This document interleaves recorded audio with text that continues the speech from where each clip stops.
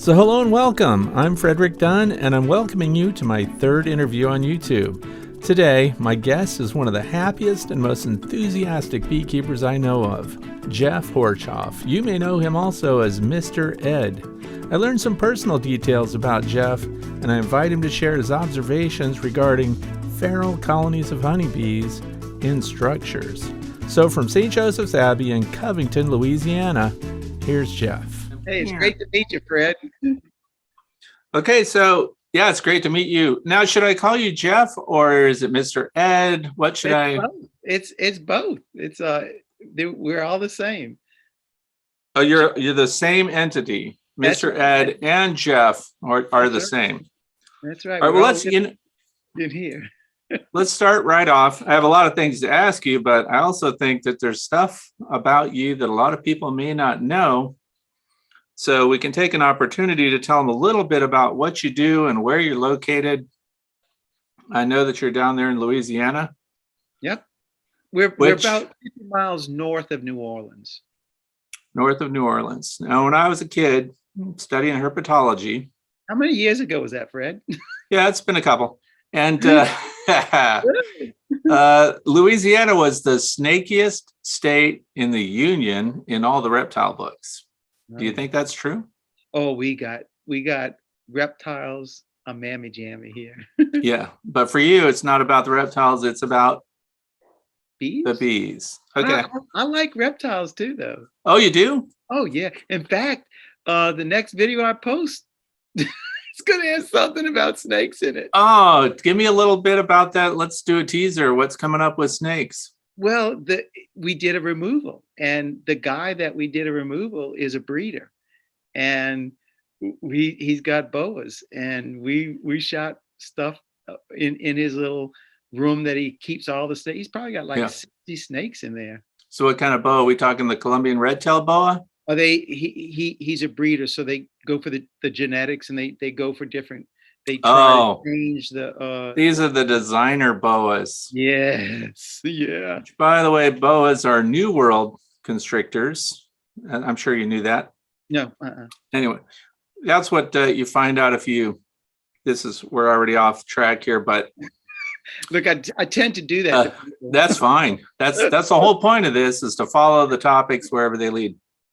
But I wanted to be a herpetologist. I was going to be an orpheologist, which is specifically snakes, till I realized nobody makes any money doing that. Although now, with the breeding and all the designer genetics and everything else, I guess there's a big market for it today. But yeah, we used to meet in the basement of the monkey house of the St. Louis Zoo in St. Louis, Missouri. That's where the Herpetological Society met. Anyway, so how many members were in there? How many members? There were about 30 people that showed up, and this was back in the 70s. So that gives you some idea of how long I might have been around. I was the youngest member when I joined in the 8th grade. And that's because the curator of the reptile house at the St. Louis Zoo got very concerned when I called the zoo. Keep in mind, 8th grader. How are you guys set for cottonmouth moccasins? Do you need any? And the guy's like, yeah, what do you think a cottonmouth moccasin looks like? And because he's on the phone talking to a kid. And I said, well, do you want the scale count or do you want the subspecies? And then he got really quiet and he says, where are they now? I said, well, they're in unbleached muslin bags in my mom's trunk. So my stepfather drove me right to the zoo right away, and Mike Hempkins was a curator's name at the St. Louis Zoo Reptile House. And he took me under his wing and gave me a little lesson about not playing with pit vipers and and introduced me around. And there I was, joined the Herpetological Society, and my stepfather was at the St. Louis University School of Medicine. So he would drop me off at the monkey house at the zoo while he went to his lab, and he did a lot of research as a biochemist, and they would pick me up on the way home. So that's my backstory. That's a great way to spend it. Yeah. So, but we're talking about you today. Okay. You're in Louisiana, and So you're always, tell me about the Abbey, that you work there Well, and, I don't work. I okay, volunteer. okay, Um, you volunteer. yeah, when I retired from the post office back in '09, I started volunteering at the wood shop building caskets. And it's really a great story, that whole casket thing, because as it turned out, when the monks decided they wanted to build caskets and then sell them, lo and behold, there was a law in Louisiana saying that the only person that could sell a casket in the state of Louisiana is a licensed funeral director. Wow. And yeah, the monks didn't know that. And they're setting up operation to sell caskets, and they sell their first one. And as soon as it's sold, they got hit with a cease and desist order. And What? yeah, then they found out that it was against the law. And then that was the beginning of a 7-year legal battle that pitted the monks against the funeral home directors. And you know who won that? It Well, wasn't the funeral home people. right. Well, guessing that since you still make them, by the way, are you making them out of cypress wood? We do. We make them. Well, we also make them out of mahogany as well. But cypress and Yeah. mahogany are the two species. Now, is it that swamp cypress, the, you know, It's with the all knuckles that growback come up through the cypress. water and everything? It's Yeah, what? it's all grow back. There's no good cypress anymore. Oh, there isn't. Nah, it's all grow. Okay. So where did you learn your woodworking skills? Well, that's really where I went to school, carpentry school, and learned cabinet making, and then worked under my father, who was a cabinet maker. Then he put me in other cabinet jobs, and so I was really a cabinet maker, furniture maker by trade, and then uh, went on to do that. But even though I was a young kid, I realized, even when I was 22 years old, I said, you can make a living with a trade, and it's a good living, it's good, but you can't retire from it, and and Hmm. you have to work. And so I said, well, I wonder if there's something else I could do that I could retire from, and I got a job at the post office, and that was a sweet gig. I guess it So is. The post yeah, office pays pretty 27 good, actually, doesn't it?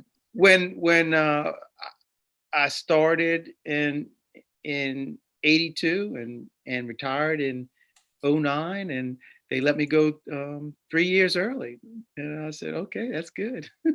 They let you go 3 years. Now, the kind of woodworking that you're doing, when you talk about cabinet making and stuff, we classify that as a finish carpenter, right? So you Right. are capable of extraordinary detail and making people cry with a demonstration of your craft. Well, I definitely have been told that I never do things the easy way. You don't do it the easy way, but the No, outcome's good. So it's I have that this thing about me. It's gotta be tight, tight, tight. yeah, yeah. And so who are the caskets for? Are Well, they we sell for, them you said that you sell some, so are we others, are sell they them actually? to the general public. We sell them to the Okay, general, and we average probably about uh, 10 or 12 a week that we oh, sell. right now? Yeah, right now. And so you call yourself a volunteer though. So then does that mean you're not being paid for the work you're doing there? No, no. So it Not, goes to the Abbey. I'm just working for the benefit of the monks and what they do. Okay. And there's a seminary there as well. There's a seminary college as well. Now Yes. you classify yourself as a monk in training? No, You're not. I'm just a volunteer. So you're not going to ever be a Benedictine monk. I had plans on it. That's what when I probably about 5 or 6 years into the volunteering, I I because the prayer life of the monks is just draws me tremendously, and it that will take you places. And so I really believed I was going to be called to be a monk. Mhm. And so that was the whole plan, that for the last 6 years that I was going to enter the monastery, and I would enter as what they would call a cloistered oblate, that I would never become a professed monk, which is a monk who takes vows and professes to the community, that community there, but rather just an oblate that would be a religious, but I live with the monks every day. And then I decided, just like with my woodwork, that I have to have everything has to be so tight now. I couldn't just do it halfway. I said, what I'm going to do is I want to become a monk. So then I petitioned for a annulment from a marriage that I was divorced from. And 2 years later, I got that. But in that time period of that 2 years, like about a year into it, and I met a woman, and then now she and I are going to be married eventually. Oh, so I'm not this is a much more intimate story than I imagined getting from you today, Jeff. Okay. But that's the real story. Yeah, that's very interesting, though. And thank you for sharing that, by the way. Everybody who has a vocation, a calling in the religious life, they are all interesting stories. They're all interesting, and then mine's no different. It's mine might have a little color to it, but it's not different. Yeah. Well, one of the reasons that I wanted to talk to you and interview for my series, because I know it's probably going to make some people mad. We've got Dirt Rooster out there and these other people that you kind of have a friendly competition with. That we give a shout out to, by the way. The other guys are doing the rip outs and the swarm catching and everything else. Do you actually go and work with those guys, or are you just comparing notes through your own channels? No. I went and saw. Randy's birthday was yesterday, so I was over at his house yesterday. Oh, so you don't live that far apart? But they live about an hour and a half from me. So I mean, I've done cutouts with JP. With JP the Bee Man, we're saying. Okay. His buddy Shawi,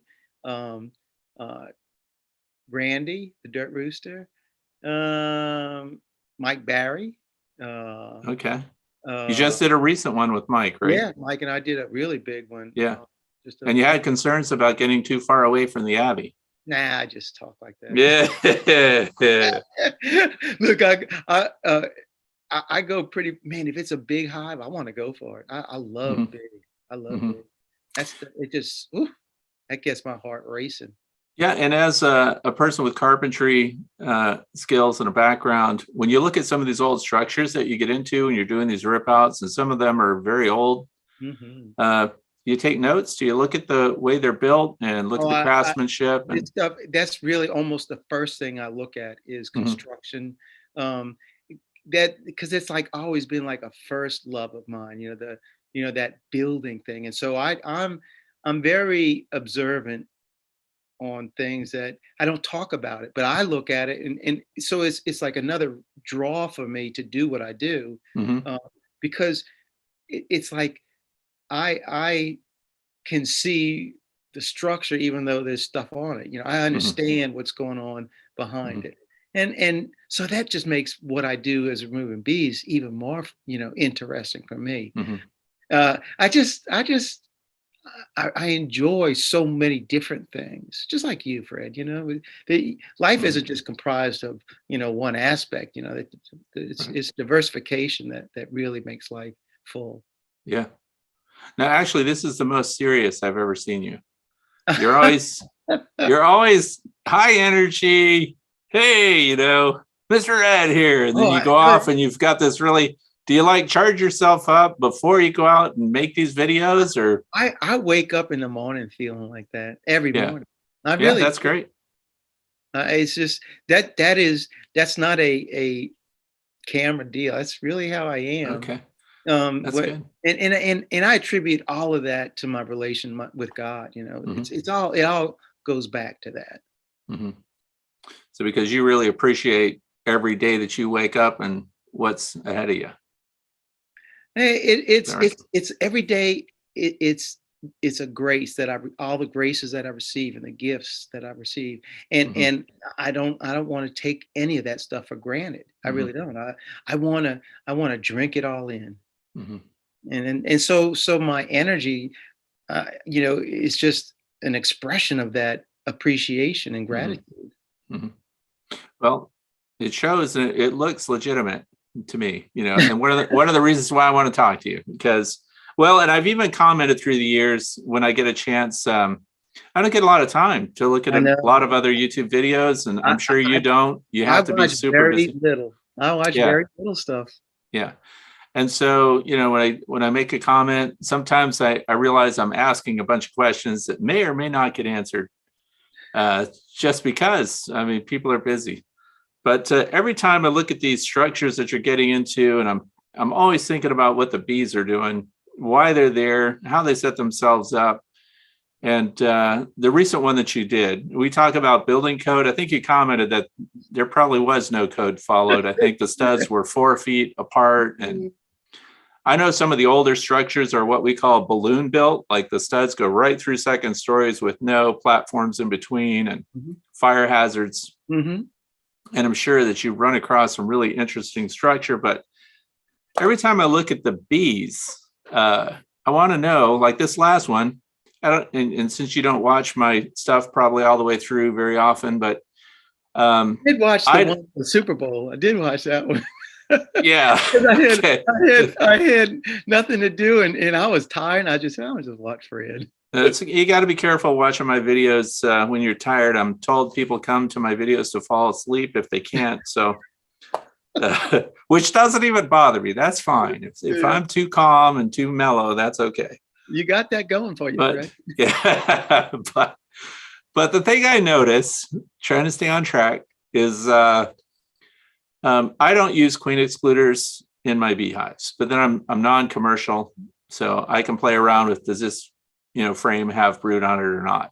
Right. But I'm looking at these wells. When you open them up, the brood almost always is right in very close proximity to whatever entrance they have as their primary entrance into that cavity. Mm-hmm. And you pointed this out in the most recent one that you did, and we'll link this down in the description of this video for people to see. It looked like the brood was all focused in the lower third, and I think you said pretty confident everything above this is all going to be honey. Yeah. Is that consistently what you find in these vertical cavities that are occupied by bees? That's really true. It is true. Mm-hmm. And it's got to be, though, that vertical, that, because when they're spread out along a rafter, it's different. She'll jump around. She could be on all 10 frames, right, laying those. Right. But in vertical, it's almost always that way. It is. Even it isn't restricted to whether the combs are slab or parallel with the joist. They still down. It's just the brood section is going to be down by the entrance, where the entrance is, close to it, near to it. And so that's why when I remove the bees, when I start removing it, that's where I'll start focusing on that part right there. And quite often you'll get the bees to run up, but like on that last one, I knew they were going to just keep on going to the left. I knew it because there's no way she's going up. There's no way. That's not where she walks around on the comb. She's walking around the comb all along that bottom. She's not going up. There's no reason for her to go up because she knows the only thing that's up there is stores. Right. And it is, and she's not, also, if she moved up there, she wouldn't be protected by the other bees, which are kind of hovering around the comb that's in the brood area. And I tell you what, it's always exciting to find the queen, and you guys always get excited. You get her in your queen clip, and no matter how many times you get into a swarm, because I like, even when they're bivouacked, if there's a swarm, now obviously you're talking about feral colonies that are residing in these structures, but even when there's a feral, if they're in progress of going somewhere and they're bivouacked on a branch or something, sometimes a little vent hole kind of opens up, and that they're somehow getting air to the queen, or she'll come out and just surf the surface and go right back in, and you can even catch the queen off that swarm cluster. Yeah. And that's really exciting. And so, right? Oh, look, there is not, I don't know. Every single time I see a swarm, it's like Christmas time for me. It's just like, I want to go through there and I'm going to get that queen. Yeah. And sometimes I've seen you take some stings and have to rethink your wardrobe a little bit when you're after a, I'm telling you that I don't like wearing a suit, but I don't like getting stung. So I wear my suit almost all the time. And then I'll take it off, because a lot of times once you get those the field bees off of it, and then all you have is nurse bees on there, you don't have anything to worry about. Right, because nurse bees are not sting ready, really. No. Often they can't even fly well. Right, they're not. Yeah. That's why you dump them in a tub and they stay there. Yeah. But so the other thing is, I like to look at the entrances, and you spent quite a bit of time this past time. I really appreciated it because you really showed the structure. You brought some auxiliary lighting in there, and you were really showing what was going on with the comb. Because I always like the pre-assessment before you get in. I know you guys do the thermals. You try to see kind of where the brood's oriented, and you're also looking at the structure because that will often reveal itself with your thermal imaging too. But I want to know how big the entrance is, because what's amazing, you're in an area that's really hot most of the year. Is that right? Fred, I'm really starting about probably 3 or 4 years ago. I started noticing this, and that the common perception of a beehive is you have an opening, the width of the box, and then sometimes you have reducers and all. And from what I've seen, I think we're missing a point. My entrances now are all about 3/8 of an inch big. That's all a bee needs. And then I'm really starting to think of, the advantages that I thought that screen bottom boards had. I'm, if I had to do it all over again, I would go solid bottom boards. Right. Yeah. I would. Yeah. I would. But everything is screened for me, and there's advantages to it, and we live in Louisiana, it's hot and all, and that's what kind of like swayed me. But bees prefer dark, complete dark, and the screen. I think I wish I wouldn't have now, but it's too late now, so I'm just going to keep going with that.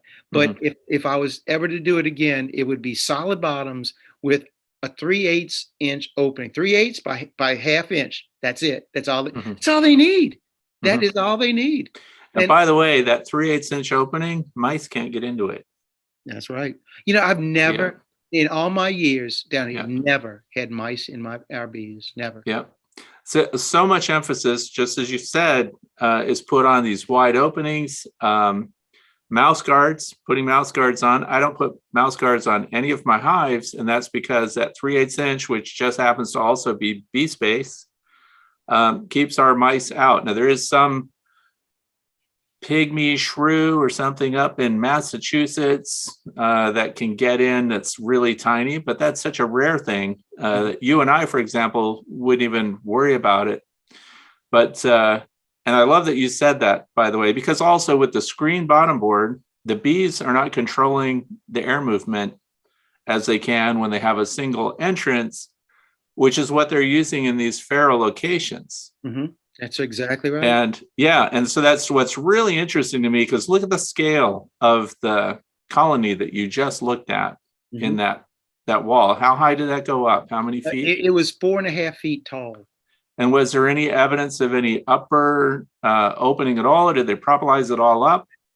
It was propolized all the way on the top. Any opening above it was propolized. The propolis was coming out of the boards, just oozing out. Yeah. So they're telling us what they do if left to themselves. And so how large would you say the entrance was to that particular? Oh, that one was only about a ½ inch hole, about that big. You could see the light when I was on the vacuum. You could see the daylight that was coming through. Now there were 2 of them. There were 2 holes, but that was it. That whole big hive, 2 holes. That 2. Yeah, and tiny. Yeah. Yes, tiny. Yeah, and I think I made a comment on that video when I saw at least one of the entrances, because you had the interior wall pulled away and we could see where that outside entrance was. And this is what I see too, like there are rim joists that come together and the tiniest opening, and somebody will say they see bees coming and going, and then you get back in there and it's full of bees. So those are 2x10s and the whole thing is full. This is the only air source and it's the only entry. And then it's amazing how much infrastructure there is by the bees. And that's why people like you, they're doing these feral ripouts, because where I live, the opportunities really don't even come around very often. Where do you live, Fred? I'm in northwestern Pennsylvania. Okay. So we're in the snow belt. Right now we have snow everywhere still. Although we hit 50 today and I'm in trouble in my apiary. Because all of them look like they're coming through winter strong, and I don't know if I have the hardware to accommodate the expansion that's about to hit me. So hey, let me something else that I've theorized just from observation, because I've often asked myself, how can bees find these spaces that can accommodate a hive when there's only such a small area for them to explore? mm-hmm. And it even got better than that on one time, because the entrance, and well, I've seen it more than once, the entrance to the hive was behind the electrical panel. So there was a panel over a conduit, yeah. And somehow the bees knew there was a hole back there. And so my theory on that is that bees see in a different light. They see like either airflow or heat flow or something that they can see, that they can detect movement, that they know that there's something there. Even if you can't see it, straight out, it's there. And because how can they find such a small little space and take advantage of that opens up into such a cavity that they can then come in and move into? So I think that they can read airflow, currents, or they have to be able to see something. But if it's a closed cavity, there wouldn't necessarily be airflow. Sure. If you've got a house, there's movement in your walls and all, and those old plaster walls, if they're cracked or the lathe is coming away a little bit somewhere, there would be air movement. And we do know, for those that are watching that are new to beekeeping, that they see in an ultraviolet spectrum, which they have a polarized light ability, which is how they can navigate through clouds when we have little openings in the clouds. And of course, they replicate that. But I think it's just me and you talking and thinking about it.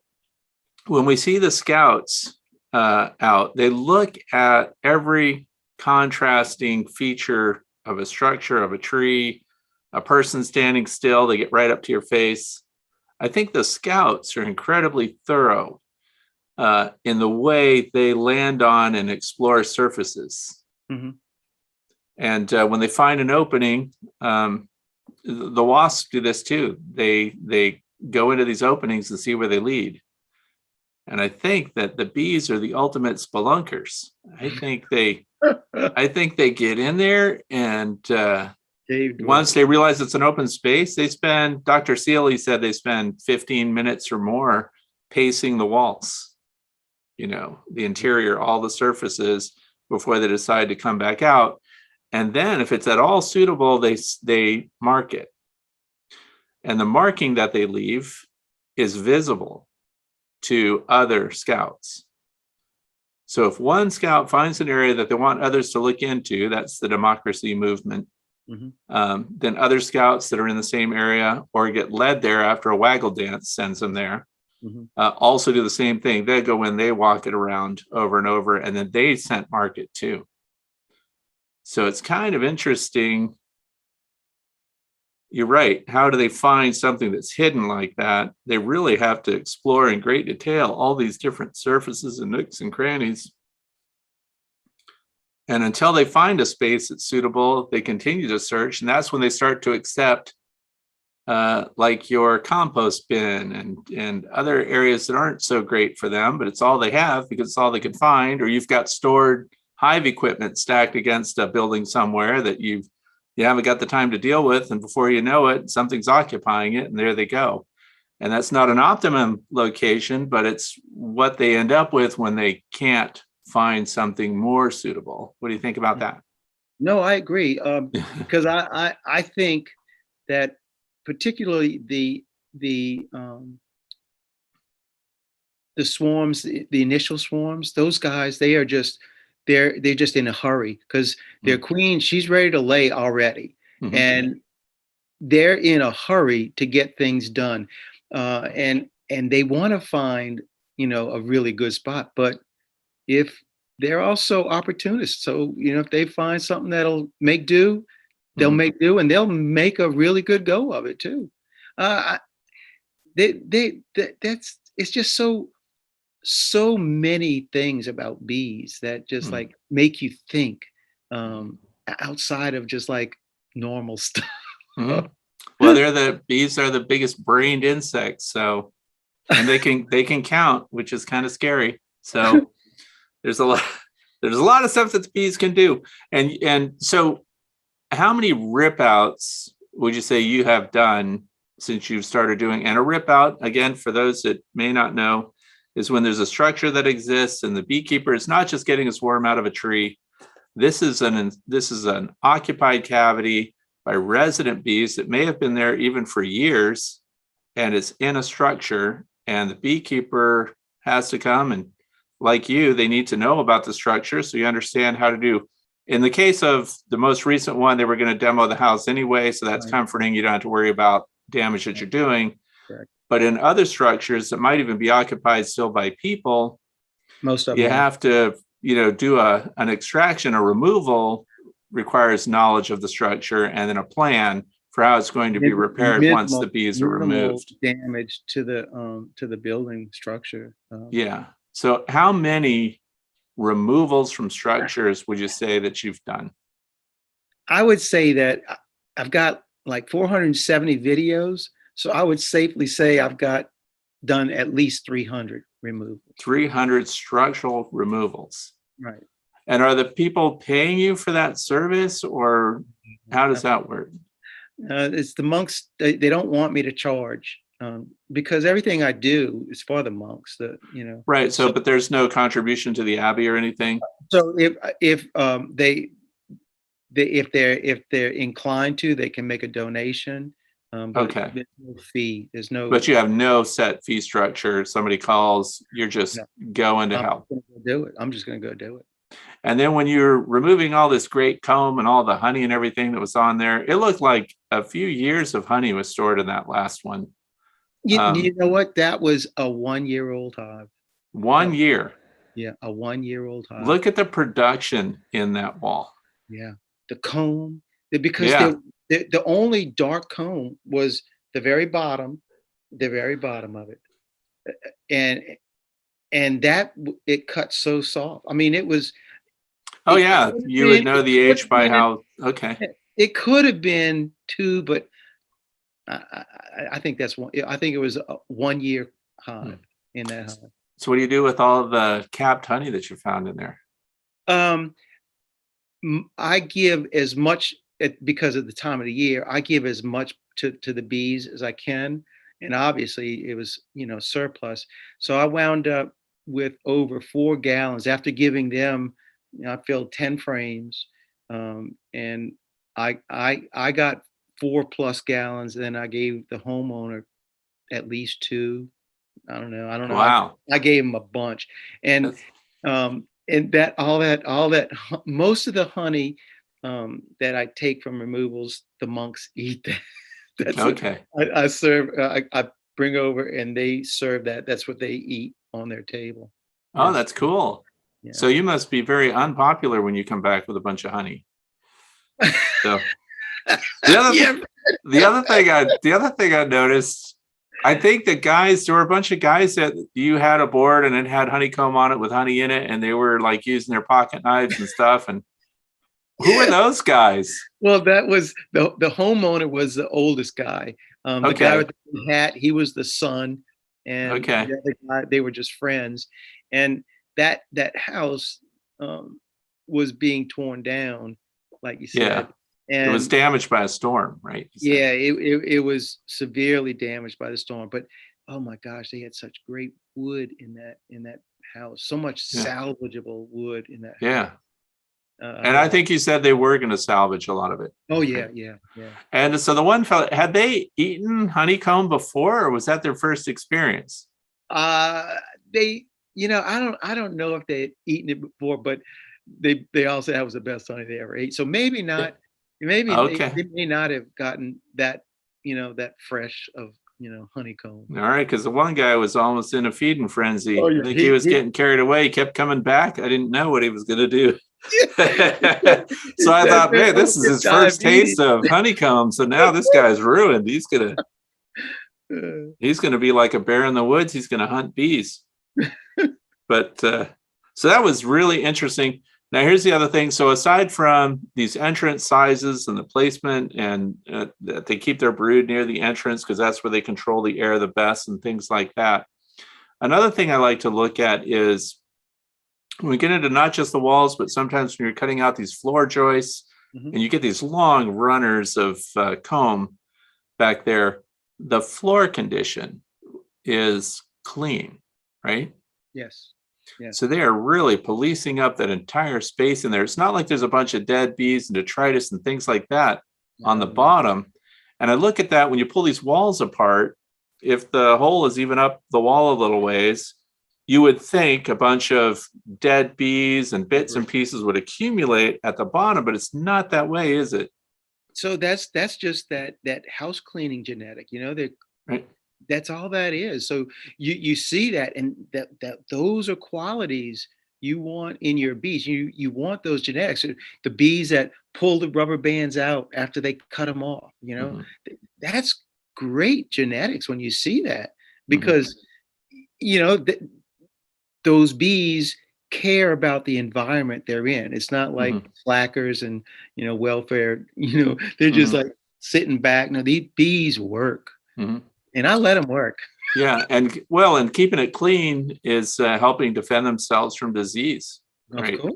Yeah, and so like I said in the video, it's like it's so interesting how they propolize the entire interior of that hive. It's all that way. We may not be able to perceive it, but it was a good example of how on those boards that I showed, you can see a color change, but on those boards you could see the raw wood and then what the bees, how they had covered that wood. And so they encapsulate that interior of that hive. And it's, like I said, it's not germ-free, but it's practically a germ-free environment. Well, it is the hive's immune system. Yeah. When they do that, and Dr. Spivak, Marla Spivak, for those who may not know, does all that great research. But we've noticed that the bees, their own defense mechanisms are reduced when they're in a heavily propolized space, because that is taking on the immunodefense of the colony, and the bees don't then have to do that as much. So it's very interesting. Here's the other part I want to get to. Okay. So we've got these cavities. This is my latest idea with beehives too, by the way. When we get to the bottom of the beehive, I use slatted racks sometimes. They give additional space. They provide a little darkness because there's a lead board on there. I don't know if you ever use them. Slatted rack? Slatted racks. What is that? Okay, moving right along. Yay. Jeff does not know what slatted racks are. Okay. Well, maybe I call it something else. Well, it's a 2-inch spacer that goes right on your bottom board, and it's got slats that are in line with your frames. And function? So you do not know about this. No. You heard it here first, people. Jeff Horchoff Well, does not know. Okay, anyway, Fred, ladder Fred, rack, it's a spacer. I want to say It's one thing, Fred. What? I am not a beekeeper. I am a bee wrangler. Okay. All right. However you want to shelter yourself there, Jeff, that's fine. All right. But anyway, this leads to my point. We put you have screen bottom boards. Some people have solid bottom boards, but then the brood box goes right on that. Yes. But then when we look in these cavities where the feral colonies exist, and I don't care if it's a tree or a structure or wherever it is, frequently the bottom of the comb comes down and there's several inches below that before the bottom board is there. And so, but we don't do that because a lot of the Langstroth style designed equipment that we're using, why waste the wood? Why waste the material to make something that accommodates empty space under the comb? Mm-hmm. So we just don't do it. But what if we did? What if the frames hanging inside your deep brood box only came down to 9 inches or whatever, but then there was 2 inches surplus space down there, and then the entrance, or the entrance could even be off the bottom a little bit, and then that space kind of replicates what we're finding, or what I see you finding, and people that are doing what you're doing in these walls, even the floor joists. When you get in the floor joists and you're looking in there and the comb is all attached at the top, it almost never connects to the bottom. It does. So do you ever take note of how much space there is between the bottom of that comb and then the actual?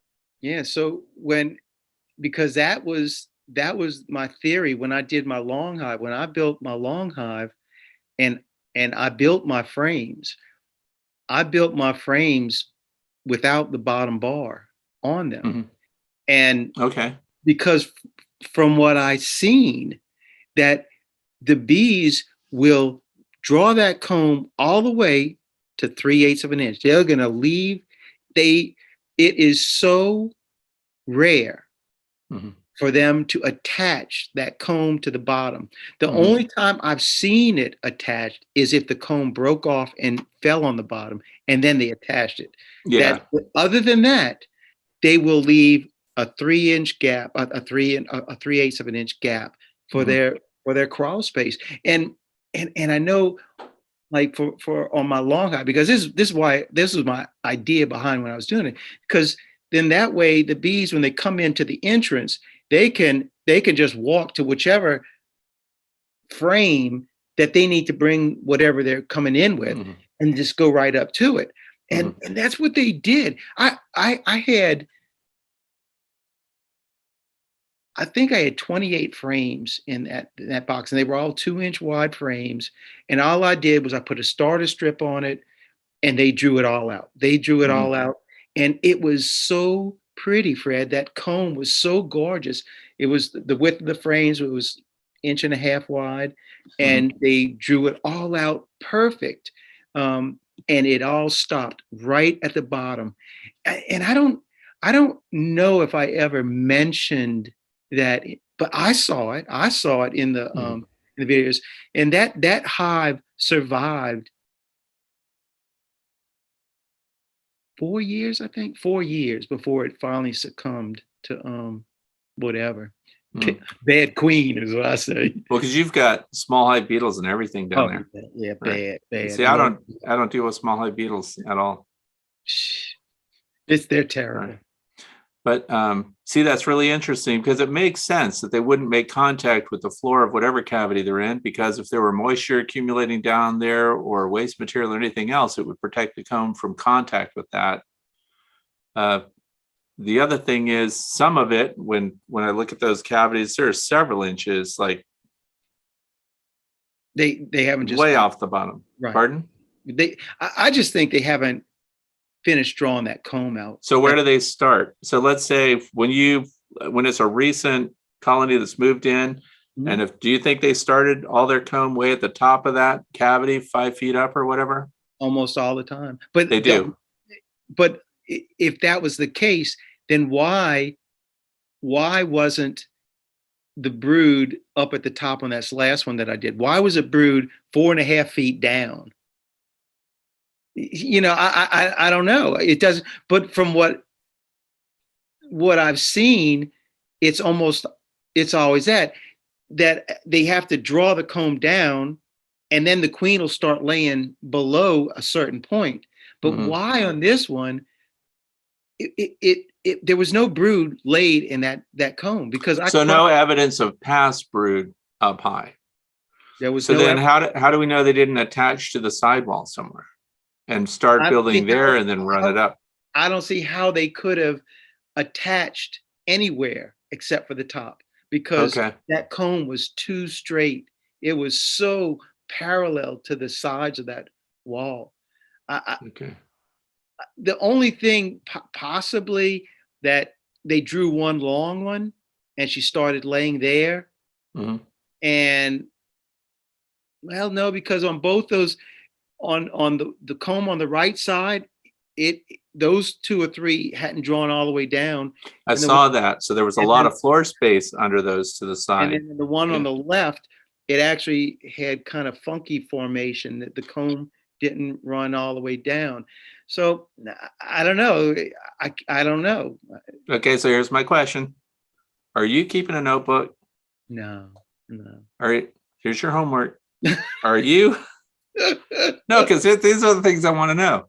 So like if you kept a log, do you know how valuable the information that you're coming across all the time would be? Oh, I do. The exposure, is it an east wall, a south wall, a west wall? Oh, I've made all those observations, Fred. Yeah. And so writing them down, Jeff, we can get statistics. So, I mean, because we all, our brain only holds so much. And for you, this is why you know what you're going to find before you tear the wall open.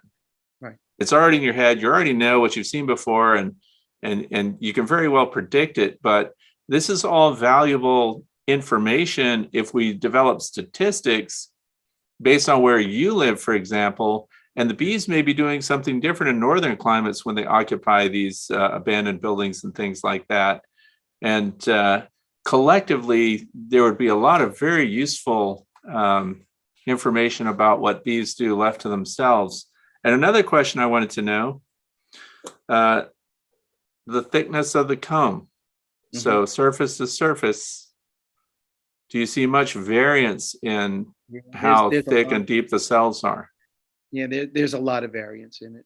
There's there is the only thing consistent is an inconsistency, because I've seen thick.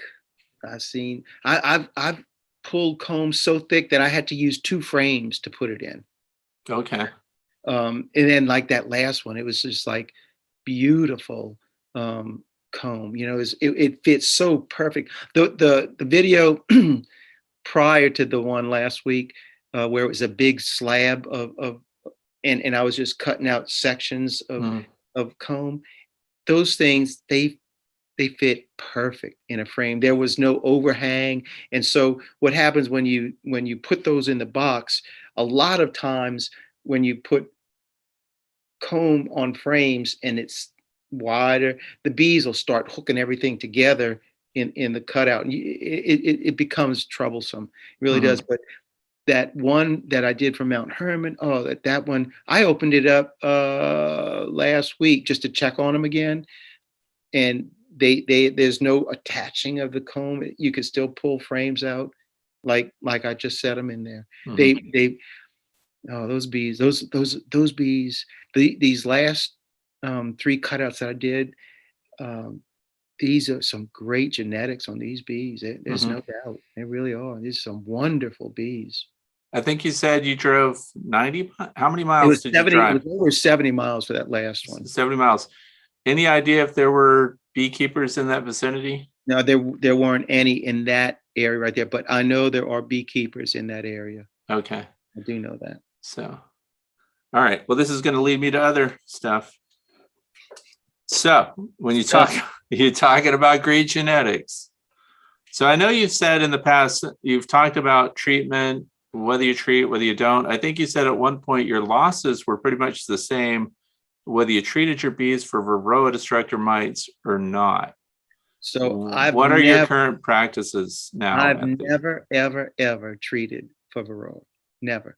Okay. Have you treated for anything? No, nothing. Okay. I don't even put beetle traps in our hives, and we got tons of beetles. It's just my philosophy comes from what I see. That's why I think the way I think, is because there's nobody doing anything for that hive of bees in a tree, in a house, to manipulate, to stimulate, to do anything with them. And then look at what happens when they're left alone, undisturbed, what the potential is. Now, Fred, I've got nothing against people that want to choose to treat for their bees. And in fact, I don't like commercial guys. They don't have an option. I mean, your livelihood is based on that. But oh yeah, I want to pause right there. We are not. My whole channel is not in the business of telling people how to keep their bees. Oh yeah. What we're doing is we're showing people how everybody else does it, what they're observing, what the results are, what you end up doing with your own bees. And somebody else commented, I think even today, if you have stock that requires treatment to keep them alive, and that's what you want to do, then that's what you should do.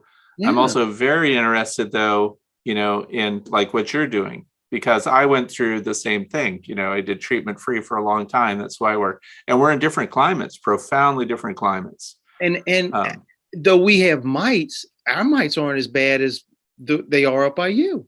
They're not. I mean, now when you say they're not as bad, here's another interesting end to that. Do you mean number wise? Number wise. Okay, because there's another twist to that. Not all mites carry the same viral loads. So not all mites are equal in their ability to cause harm to the bees. Yeah. Did you know? Now, yeah, I did. Okay. I've been keeping the bees here for the monks now for 11 years. And in 11 years, I've never seen any walking Charlies. I've never seen it. Now, what's a walking Charlie? The deformed wings. Oh, that's a walking Charlie? How does Charlie feel about that label? I don't know. That's just what they call it, walking Charlies. Is it like related to Charlie Chaplin because he? I don't know. I don't know why. That's the expression that I heard. So that's so DWV, deformed wing virus, you have not seen. No, I have not seen it on any of our hives. Okay, so now let's get down to how many hives are you managing for the Abbey? Right now, I'd say somewhere between 125 and 140, something like that. 125 to 140. So that's a sizable apiary. So then what are your honey yields on average from the hives? Last year, we pulled in, I want to say about 350 gallons last year. And then the year prior, when we had 200 hives, we pulled in almost 500 gallons. And it's just like, I don't want to do all that work. It's just too much work for me. So that's what is honey removal? Yeah, it's too much. I'm too old to keep on. me and Charlie, we work them bees, and we're just two old guys. We can't. Well, but you've got this great honey harvesting room. Yeah, but we still have to get them from the field into the honey room. Yeah, don't you have like lifters and trucks? No, it's just Armstrong. Me and Charlie. Armstrong. What? And we have the hive lifter, one of those things. Is it a power hive lifter? No, is it? No. Because they have those, they're battery powered, right? Yeah, some of them have, but you don't have that one. Nah. Because you want to be like the Amish, is what I'm hearing. Yeah, there you go. Okay. No, it's not that. It's so much simpler for me just to grab it with that lift and just haul it out there. And I don't really want to my whole goal in keeping bees for the monks was to be able to supply honey to the gift shop all year round. That's all I wanted to do, just so that we could have Abbey honey, all year round in the gift shop. And I didn't know the number of hives that I would need to get that to that number. So that's why I jumped up to 200, because I said I'm pretty sure at 200 we'll be able to do it. And it's like I don't need 200 hives. I think if I was pulling honey off of 100 hives, so we've got 125, and when I start doing my splits, and then it's going to be another mess. But I want to be about 125 hives, and that way I'll probably pull honey off of 75, 85 hives that I'll pull honey off of, and that's all I need. That's all I need to make my quota. So what happens to the ones that we don't pull honey from? I pull honey from all of them. But you do? Yeah. Well, no, because I don't. I only pull honey from my third super. So okay. If it doesn't have 3 supers on it, well then the bees just didn't develop enough for me to put a super on it. Do you ever mark your queens? No. Okay, so you don't know when they're superseding, or it's because they could get away. So then because people are going to want to know, since you're treatment free, what are your losses percentage wise on average? Last year we were about 34%. 34% losses. Yeah, last year. And the year before it was 27. So 3 to 4 out of 10 colonies, that is not bad. No. And so your most devastating losses there were due to flooding at one time. Is that right? That we had 100% loss on that. Do you want to talk about what happened then and how you recovered? And well, those were in our infant stages of developing an Abbey program here, Abbey honey program, and I know people won't believe this, but I bought packaged bees. And they were Coronas, Carolias, Canolians, and Carniolans. Yeah, those kinds. And I bought them. I bought 3 packages, and that's how we started our honey. And 2 of those died, and one of them did okay. And I don't remember, how the count went up, but over a period of about 6 years, that hive and subsequent hives developed in about 25 hives. We had about 25 hives in 2016, and that's when the flood came, and it all washed it all down the river. It was all gone. All the hives went down the river? Everything was. That's a good question. How high are your hives situated off the ground anyway? Are they on stands, or they sit on the ground? My hive stands are sitting on cinder blocks. So that's 8-inch high. Okay. And then I have 6x6s on top of those. So you're 14 inches off the ground but 14 inches is like still below 4 feet. So it doesn't matter. Yeah. No, I mean, it wouldn't have happened, but that's just in case people wonder what your configurations are. So you lost and there was a lot of damage to the Abbey or the schools, the grounds. $33 million worth of damage. Holy cow. Yeah. There was not one structure on the Abbey property that did not have water in it. Wow. And it's a big facility. It's a big facility. Yeah. And that's called St. Joseph's Abbey? St. Joseph Abbey. Okay. In Covington, Louisiana. Correct. In Covington, Louisiana. Okay. Now, I want to tell you about another theory that I have observed, and then I now follow, that I believe that bees do better as far as survivability if they are undercover. All right, not just in a beehive, okay, but that beehive under a roof. Oh, so like a lean-to, or are you A talking lean- about an open-sided building or? Open side. It's just a cover over the Okay. building. Um, it that I was led to believe this just from seeing the health of hives in people's houses. How because they're in a sense protected, a little bit sheltered from the Mhm. elements, Mhm. um, that even just a roof over Mhm. them makes a difference. And we keep I've got about 40 hives in the back. I say in the back on the property. It's probably a mile and a half back from the camp.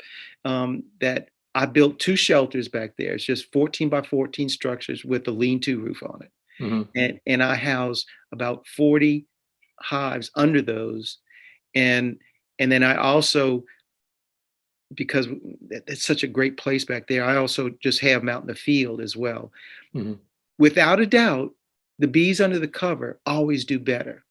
We have another bee yard in Folsom that I keep those bees under a cover. Mhm. And bees, when they're under, if you put your beehives under a lean-to, they're going to do better. They are going to do better.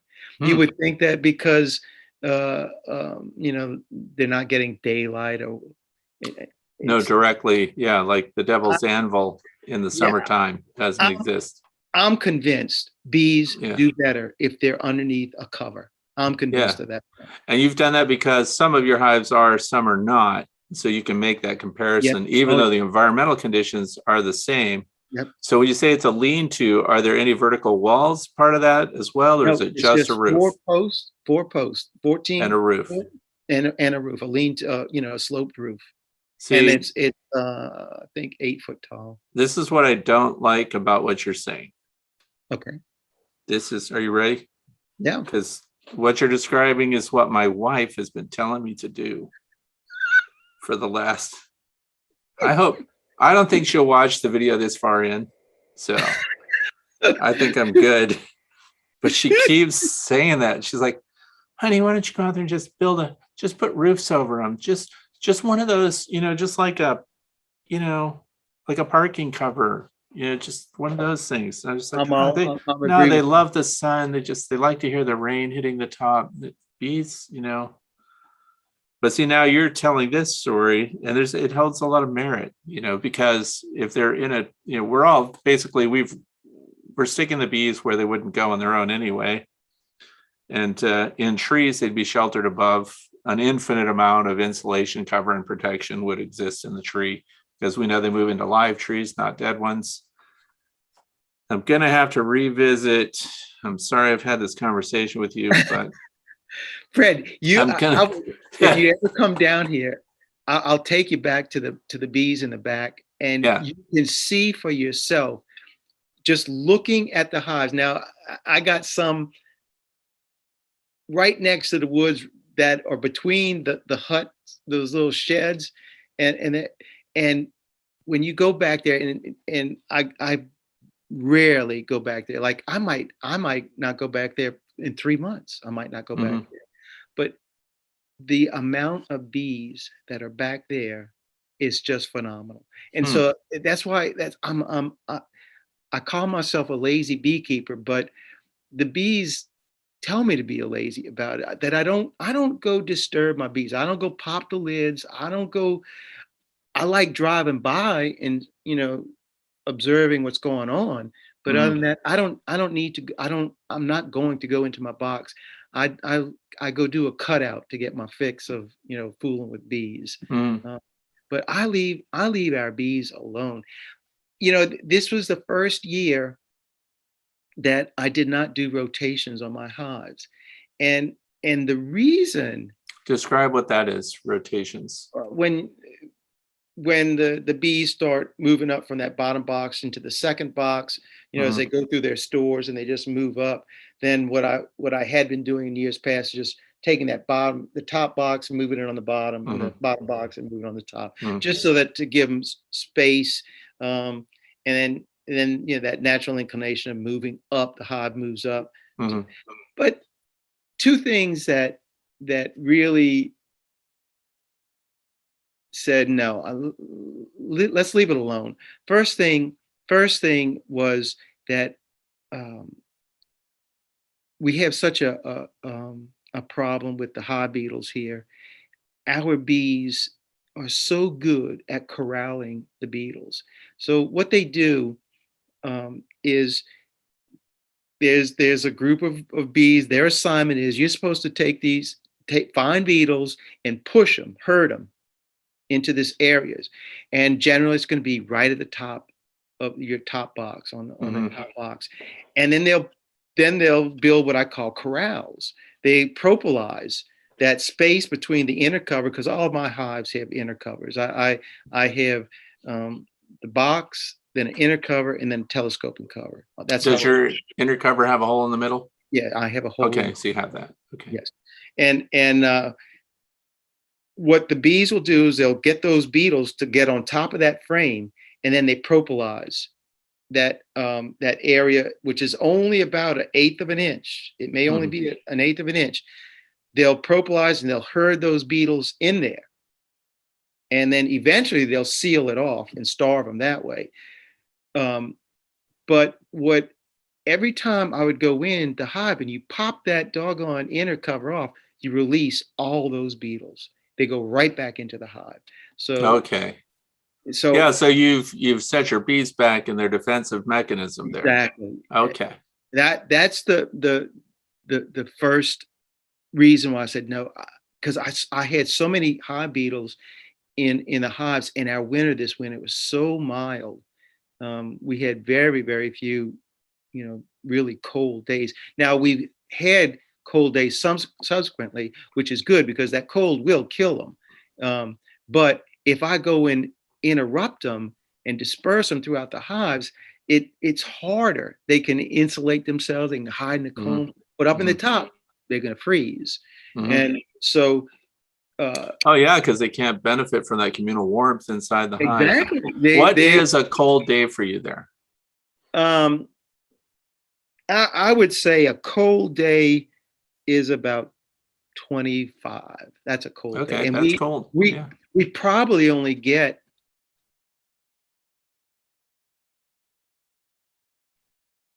6 days a year. That not much. We don't get a lot of cold weather. And we need cold weather. The trees, all that, they need that cold break. But our bees fly pretty much 365 days a year down here. Wow, so cleansing flights are available to them all the time. Oh yeah. It's that's we don't have bees fly all the time, and except for when we have these cold snaps. But even when you get these cold snaps, like in the 20s or lower 30s, in the daytime it's going to warm up into 40, 50, 60, sometimes 70. So it may be a stark cold in the morning, but it's going to warm up and bees can fly. So I used that theory about I don't want to release the beetles because we had such a problem with them. I didn't want to go in there and pop them because I had done that, and I said no, I just didn't feel good about it. And the other reason that I really said no, I'm not going to do it, was that nobody's going to go in a tree and reverse the combs in a tree. Yeah, I don't do it, so I'm glad to hear that you don't. Also, it's something that a lot of people ask about, but they naturally find their way back down the comb as spring and summer sets in. Yeah. The idea of the other idea of why you want to rotate them is because you can break that burr comb off. But then that's the other thing, the bridge comb to clean up the bridge comb. When you do that and you scrape all that bridge comb under the theory that, well, in just 6 more weeks I'm gonna do my splits and you won't have to just do that. The thing is, the bees will go ahead and fill it up again. Mhm. So they waste energies and resources building that stuff up again. Mhm. It doesn't make sense to me anymore to do it. I'll go ahead and when I do my splits, that's when I'm gonna remove the comb, go into there and look into my hives, really Mhm. open them up. But other than that, my beehives just remain sealed. And you know, they get that hive the way they need that hive to be. So every time I would go in there, or anybody would go in their hive, you're disturbing their natural order. Mhm. And so a hive does best undisturbed. Leave And it alone. it's interesting that you say that too, because the number one reason that people are disturbing their bees with regularity is to do mite counts and assess the mite load of the hive so they know whether or not that colony requires treatment or not. If you're treatment free and you're not doing that, then it eliminated the need, because you see pollen and resources going in and you know there's a nectar flow on. You don't need to assess the stores of the hive. You can tilt the box or push on it and know that that's a loaded colony. So it stands to reason that you've eliminated all that interruption. And as much as people think their bees love them and they want to see your face in there and they want you to find the queen, they really don't. They'd be perfectly happy not to look at you at all. So, and I know that hurts people's feelings. I know they want to see the baby bees, and I they know understand it. they want to get in the nursery and they want to see those eggs. But you can assess a lot from the landing board and you can see what's going on with your bees. But I'm glad you're sharing all of that, because it's really interesting, because people can understand this will shock people that there's more than one way to keep bees. I know. And especially when everyone is just so homogenous in their approach to beekeeping. And that's why I'm pardon?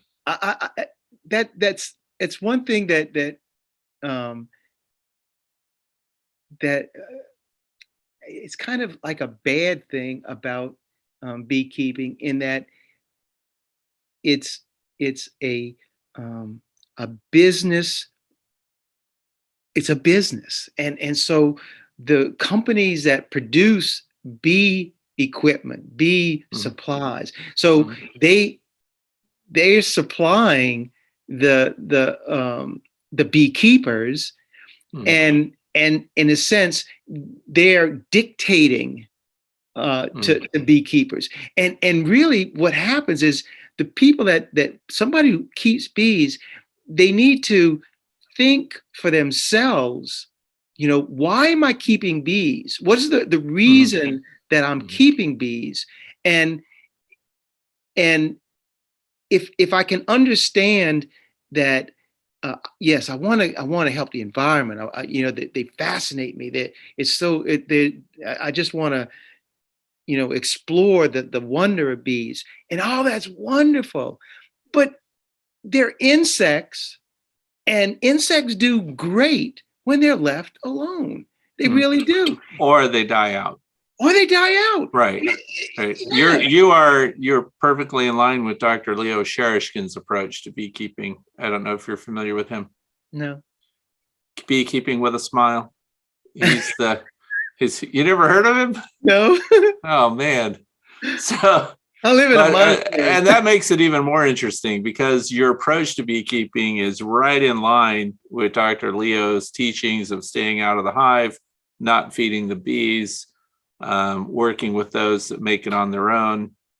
And he promotes horizontal hives, the Layens hive in particular, which is insulated with sheep's wool. And I have one of his hives in my apiary. But his philosophy is very hands-off, very holistic. But there again, it falls into the environment that he's keeping his bees in and the pressures that are on the bees as well. So other apiaries around you can profoundly impact what you're trying to do.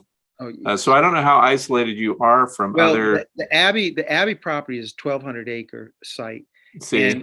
And we have since the flood, I no longer keep all of our bees on the Abbey property. We have 9 other yards, and it's all in rural. But one advantage that we have here in the area that I live in, that it's not a monocrop agriculture. There's ecological diversity Yes, there. yeah, and Yeah. that's one reason why our bees are so healthy, is because we have such good foraging for our bees. They have a diversified source of nectar, of pollen. It's not just one source that the bees can get to, and the environment of the swampy, marshy areas, where it's just all around us. There's water all around us, lowlands, and nutrient rich water, by the way. Yeah. and the most people are under the thought that, oh, I'll plant flowers for the bees and that'll help.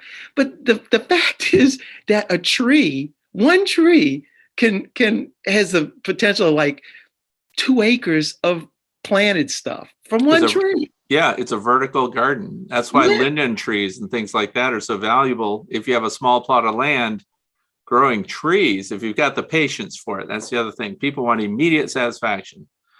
But planting these trees, that's right. It's the equivalent of several acres in some cases, but just look into the statistics on linden trees, the American linden, and see how many thousands of gallons of nectar comes off of those mature trees. Well, so we have to plan for the future. We have to think beyond ourselves. You have to think about the next generation and manage your property with that mindset. And you're right. Yeah. Now we here in Southeast Louisiana, we have this tree called the Chinese tallow. Do you know that? Are you familiar with that one? No. All right. So it's an invasive tree. And what has happened with this tree is that it's not native. It was introduced, and in the South, the pine trees or like it's a crop. Pine trees are a crop, and they harvest trees. And what happens is that when they'll go in there and they clear cut these large tracts of property, normally they'll reseed with sapling trees. But what happens is tallow. There's so many of them now. The tallow will actually come in and outgrow and take over the land. And so right now there's legislation right now in Louisiana, and it's probably in Florida and Texas, maybe Mississippi as well, of introducing a beetle that will attack this tallow tree to kill it. Right. So I think it's a beetle. I know that. And so there's legislation. They're trying to get this thing done right now, because what happens is the tallow takes over, and it then replaces the pines, and it just takes over. The Chinese tallow, is our biggest honey source. We get so much honey off of the tallow tree. Because what happens in May, we have our privet bloom at the beginning. Yeah. And then right at the end of May, then our tallow comes in. And tallow's got 3 or 4 different types of tallow. You have early, middle, late. And so we have tallow from end of May to the end of June. So that's when I pull my honey, is at the end of June, because the tallow is finished at that point. And I'd say 80% of our honey comes off of tallow. And so what's tallow honey like? What's it? Oh, it's wonderful. What are its features? Great. It's sweet, it's clear, it's light. It's great honey. It's great honey. I prefer the darker honey, the fall honeys, that aren't so sweet. I don't like that sweet. So what is your source then of the darker fall honey yield? So then the goldenrod. That's goldenrod. Okay. Yeah. And when you get that mix of goldenrod, privet, tallow, that's a great mix. So we only got about 50 gallons of it this year. But and I showed that in the video. On the frame, you can see the tallow and you can see the goldenrod on the same frame. Separate. Yeah, that's interesting. And I point that out in video. In that one video before, I point out, because you can tell the goldenrod. It's the cappings are yellow instead of white. That's interesting. So then we talked about how cold it gets down there. How hot does it get? It's not bad. It's just high humidity all the time. Yeah, there's a lot of humidity. Yeah. But we got air conditioning, That's good. Oh, you do? Electricity, air conditioning. Okay. And running water.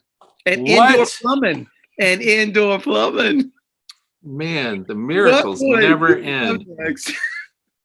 Okay, what is the strangest location you've had to go to do an extraction or collect a swarm? What is the most challenging or the most oddball spot where you have had to deal with bees? I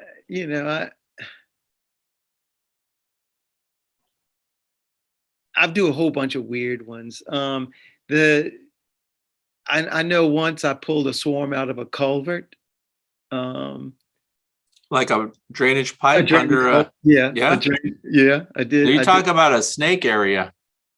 That would. Well, there's snakes everywhere. Yeah. There's snakes, so I don't worry about snakes. I like snakes. They don't bother me. I think that's part of the challenge and excitement of doing removals is you never know where the bees are going to be. And I've taken bees out right on the ground. I've taken bees up 30 feet in the air. There's just no limit to where they can build a hive. When they're on the ground, you like to use that vacuum cleaner that you put together, that bee vac? I always use a bee vac to remove the bees. It's the fastest, and it gets the job done really well, and it doesn't hurt the bees. I don't smoke the bees anymore. I used to do that. I try to make it's so stressful to remove bees. It's for them. Oh, so you're saying you're not smoking them when you're doing a cutout? No, I don't. So not just a swarm, but a cutout. Yeah. I don't. It's best not to smoke bees. I'm convinced of that. And that's because you're using that vacuum, and you're going to get them all into that. Your vacuum is shaped like a deep box, right? It is. It's a super. It's a deep super. Yeah. So then you can just put that right on the receiving hive and transfer them that way. I've modified how I transfer bees, and if you look at my videos, 5 years ago to what I do today, it's totally different. Now I release bees right from the bee vac. I open up the vac. I've got my queen. 90% of the time I get the queen, and I'll frame her, put her on a frame. Generally what I'll do is I'll rubber band her on a frame and sink her down into the box, and I'll just turn the bees loose and they'll just march right in from the hive. The air is full of bees, but eventually they go right into that where their queen is, or their comb, and it's the safest way to do it, because when I was turning the bees loose onto the frames after I cut them up and put them in the box, there was too much drippage of honey that would go down onto the bees. Oh yeah. Kill them. No. So I release the bees, let them fly up in the air, and then land and they will clean up that hive within a day. It's completely dry, and there's I don't have any issues of dead bees because of honey getting on them. That's gone. That issue. That's a good tip, actually. Yeah. So that's what I've been doing that. I started doing that sometime last year, and I saw how good it works. And Randy does that. Randy does the same thing. He just opens the bee vac and just lets them go. And I would recommend for anybody, when you release your bees, as long as you have your queen, you have to have your queen. Mhm. You can't do that if she's not, because the bees are just going to fly away. Well, right. They're looking for the queen. She's the anchor. So, Right. well, actually, I had a funny experience transferring them from a Colorado bee vat where I did what you're describing, got the queen in the box and was letting them all march in, and then they stopped. Hmm. So now I had a whole bunch of them. They were clustered tight, still in the vac box, which is a deep, just like you do. And then the others were in. I thought, what's wrong with these bees? Why aren't they still going in? And they got plenty of time to do it. But then what I did is I took that box with that cluster in it and I moved it to another hive and I set it next to an opening, an empty hive. And then they started exploring that and then they all went in there. I had a swarm with multiple queens in it. That's what I thought. And they were staying back with one of the queens while the rest of them went with another one. So I figured I had a virgin queen in there too somewhere. Yeah. And it was very interesting that they wouldn't all go because they're staying with the one behind. But, And you'll see that. I mean, I've seen it where you have a cluster in a tree, and then on the ground there might be another cluster, and it's because there's multiple queens in there. And that's why after like April, then you start getting those multiple queen swarms, and they get complicated. The best swarms, your ones right at the beginning, February, March. Oh, those, they're huge, and you got the old queen in there, and a lot of times, even though it's a swarm, I can pull honey. They'll build up so fast. Yeah, they'll fill up the 2 boxes, and I'll get honey off of them. that happens here too. Yeah, especially those prime swarms in spring, just like you're describing. Yeah, they do build fast. Well, is there anything else that you want to share with people about what you do or your philosophy about beekeeping, or what advice you give to people that are thinking about what method to follow? The thing I like, and I said it already, I think that if you're thinking about getting into beekeeping or you just started beekeeping, that you really have to have an idea of where you want to go with this. That don't just kind of like flow, see where it's going to take me or whatever, because you'll lose your desire. It'll go.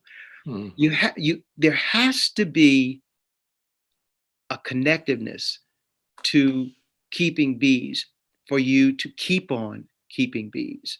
And for me, it's a spirituality that in bees, I see God's hand in that. And every time that I go, whether it's a cutout, open up my box, whatever, every time I don't just see bees on a frame, or I see this creation, this work in progress. And I'm just blessed to be able to witness this. And I want to interfere as little as I can to intrude into it, but I want to be a part of it, and not be like in charge of it. I just want to be a part of it. And I think that when people can get a clearer understanding of the reason they want to do bees, that it will stay with them longer. Their desire to keep bees will stay with them longer. It will get them through the constant disappointments of bees dying, all the trials of it. Because if you're doing it because you want to get honey, you're going to lose that desire pretty quick. There has to be another reason that you do this. And we need to become clear on the reason. And once we're clear on the reason, then everything else just seems to fall in place. You don't have to have all this knowledge to keep bees. Like that's one of the things that people are afraid of, because there's so much information about bees. And I say, don't worry about that. Enjoy the bees, and yeah, there's things that you can learn to help, but don't be caught up in the bee thing, like I gotta have this and you gotta do this. Mhm. Because it just takes away from enjoying bees. And that's really, you need to enjoy the bees. And Mhm. if you do, then you're going to keep doing it. And Mhm. that's really, it is a philosophy. It is a philosophy. And it's not a philosophy that's talked about, but the guys that keep bees, the women, guys that keep bees the longest, they're not in it for honey, for glory. They're in it because they see the wonder of the Mhm. bees. And that's Mhm. that's the beauty of bees, and you appreciate all they do for us. And you can be a part of that. And that's all I want to do. I just want to be a part of it. That's all. Mhm. That's very well said, because that's, and your desire to be in the company of bees is almost enough to commit you to learning to manage bees. Exactly. Um, and you're right. It doesn't get old. And the idea that just being around your bees, that's what we were doing today, because we had a warm up, just hearing them on the wing finally after all this snow and all these storms that came through. And you're right, it's awe-inspiring. It is. So I like that. I like that outlook. And it has to be your motivation for why you're involved with bees. It can't be a cash opportunity. It is for some. There's no question people get into Yeah, it for the business. right. There's a documentary called More Than Honey that I recommend every new beekeeper look at. It is the difference between caring about bees and bee husbandry, and then this great opportunity to make huge money off of the backs of an animal. Mhm. So I want to thank you for being with me, Jeff. I had a really good time talking to you. No, I had a great time talking with you. So, and you have a lot of great experience to share. And I really hope you're going to start keeping that log book. Fred, I'm And gonna be honest, Fred. I'm gonna be honest. yeah. Um, I, I really do try to, when I keep logs of the splits, what I Mhm. do with my splits, Mhm. um, and then at the end of the year I throw it away, because I am not going. You see, because this also has to do with my philosophy of life, Mhm. in that how life, all life is transitory. That I'm not designed to be where I am today forever. I'm not Right. this. I'm supposed to be with God, and Right. and so that aspect of I'm reading Ecclesiastics right now, and the idea of vanities of vanities, that all things are vanity, and how things, we work, and somebody else gets it. Mhm. All these Yeah. things, and so it is, and I have no objection, or I'm not opposed to, people writing stuff down and keeping track, and that's great, and I agree, it serves a purpose, but for me, I would just soon write it down and throw it away. You That, just want to be in the moment. really, that's it. You want to be 100% present. And yeah, that's exactly right. And Okay. that helps me by not being encumbered by wanting to write. But I still do some things, but I don't hold on to it. I just let it Mhm. go, because it's going to hold me back. It, it That's for interesting. me. That's Yeah. just me. I don't you know say this is how to do it. This is how Right. I do it, because this is how it works for me. Right. And I say it often, we collect, as humans, we collect knowledge for the sake of knowledge. It may not have any practical application to our day-to-day life, but thank you for sharing all of that and for sharing your story. And I'm going to be watching your videos. That's okay, Fred. And for those that are watching now, Jeff's links, I'm going to put that down in the video description, his YouTube channel, and also these videos that we were talking about today, because it really is impressive. And I just wish you all the best going forward, Jeff. Thank you so much. Thank you, brother. God bless you, man. Yep. Same to you, man. I'll All right. see you soon, Fred. Okay. God Bye, bless. Jeff. All right. Bye. So thank you for joining me for another interview here on YouTube. If you like this format, please make a comment down in the comment section below and let me know what you think. There should be more to come just like this. So thank you for being here. Please feel free to like and subscribe, and don't forget to visit the website, thewaytobe.org. Thanks for being here. Have a great day.